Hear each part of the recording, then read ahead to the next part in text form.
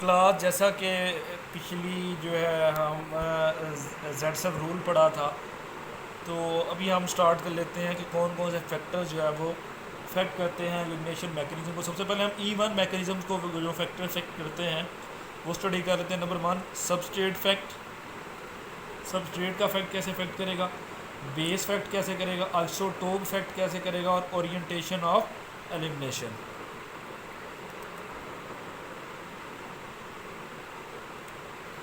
Class substrate का fact कैसे affect करेगा।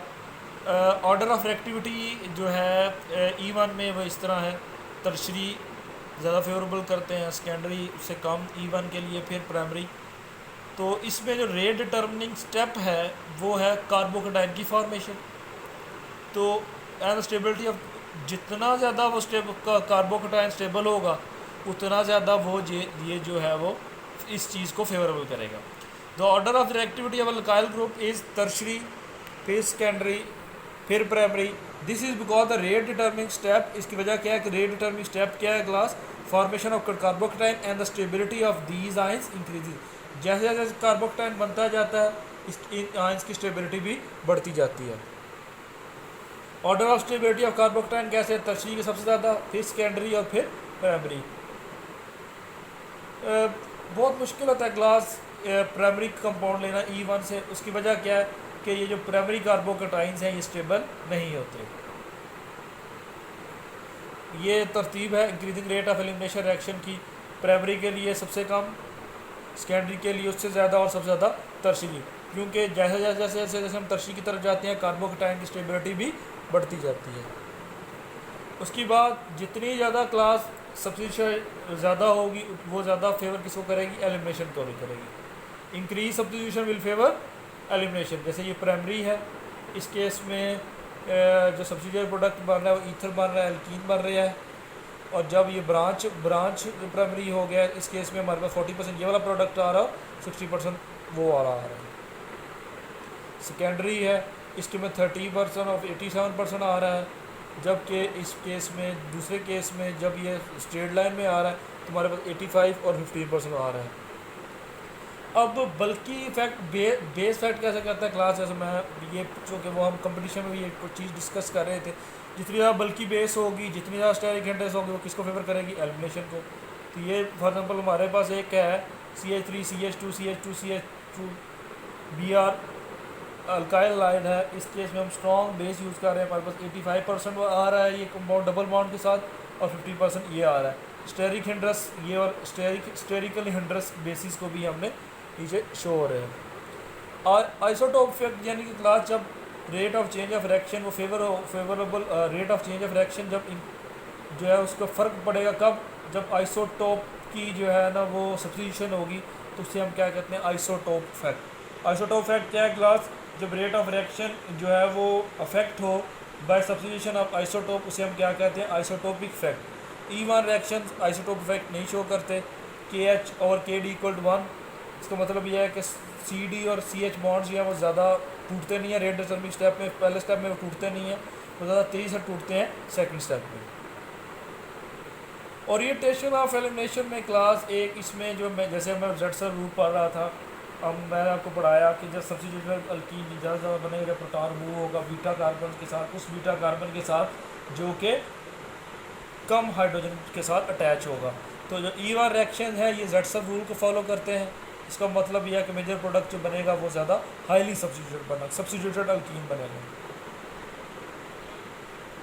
जैसे ये था हमारे पास 1 bromo 1 methyl cyclopentane, major product जो आया वो आया ट्राई सब्स्टिट्यूटेड अल्कीन, और di substituted alkene minor product आया, सब्स्टिट्यूटेड ज़्यादा प्रोडक्ट आएगा। उसके बाद जो हाइड्रोजन हैलाइड्स की जो रिमूवल होती है, जिसे हम डीहाइड्रोजनेशन भी कहते हैं फ्रॉम अल्काइल हैलाइड्स, या removal of water from alcohols, या जिसे हमने डिहाइड्रेशन रिएक्शन भी कहें, जो हाइड्रोजन लॉस होगी वो मोस्टली ब्रांच बीटा कार्बन से रिमूव होगी। उसके बाद एविडेंसेस क्या है, ये हमारा टॉपिक लास्ट टाइम रह गया था, एविडेंसेस ऑफ E1 रिएक्शन। इसमें जो काइनेटिक्स हैं E1 रिएक्शन, ये फर्स्ट ऑर्डर काइनेटिक्स को फॉलो करते हैं, यूनिमोलिकुलर हैं। रेट जो है वो डिपेंड करता है अल्काइल हैलाइड की कंसंट्रेशन पे। सॉल्वेंट बेस का कोई रोल नहीं है स्टेबलाइज करने के लिए, इसी वजह से ये रीड लॉ में अपेयर नहीं होती। काइनेटिक्स एग्जाम्पल, ये हमारे पास ये अल्काइल लाइट है, पहला स्टेप स्लो स्टेप है, दूसरा स्टेप फास्ट होता है, दूसरा स्टेप में बेस होती है। तो ये पहला स्टेप है उसी उसी वो जो किसको कर रहा है, रेट को।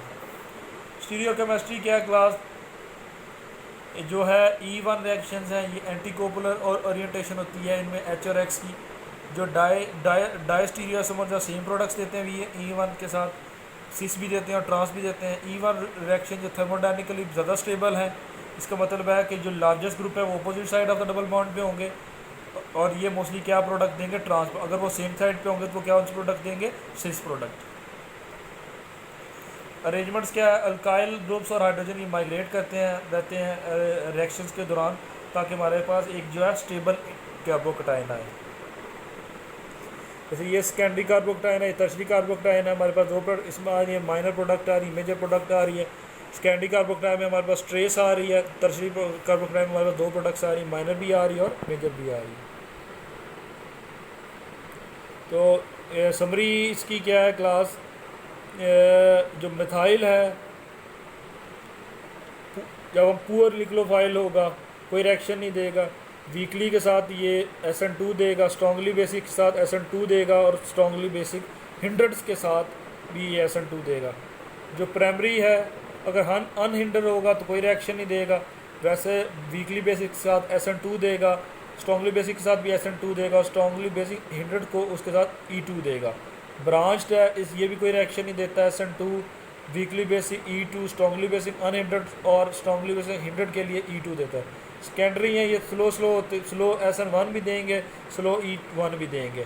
वीकली बेसिक्स के साथ ये SN2 देते हैं, स्ट्रॉन्गली बेसिक्स के साथ E2 देते हैं, और स्ट्रॉन्गली बेसिक हिंड्रेड्स के साथ भी E2 देते हैं।